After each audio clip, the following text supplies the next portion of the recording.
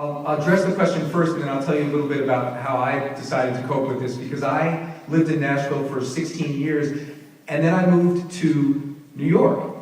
And I had the same issue. I had to figure out how it was I was going to keep doing country demos of my songs, because I'll tell you, New York's an amazing place for music, but they don't do country demos. And as a brief aside, before we get back to your question, when I lived in Nashville, New York writers would come down to Nashville and they would bring their country demos, and you'd immediately hear either Broadway or pop.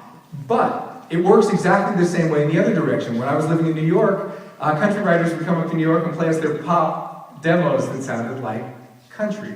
All that to say, yes, if you are writing country and you're interested in demoing your country songs and you don't live in Nashville, it does make sense to do it here. There are a couple of ways of doing this. There are studios that are set up to just receive your rough recording and put the whole thing together for you. There's certainly the option, you're here now, you can certainly come to Nashville and do it. And what I ended up doing to cope is I started, when I lived in New York, investigating a solution that involved streaming the audio from the session in real time to where I was living. So what I started doing was bringing in, I have a studio in Nashville, I had one in New York at the time.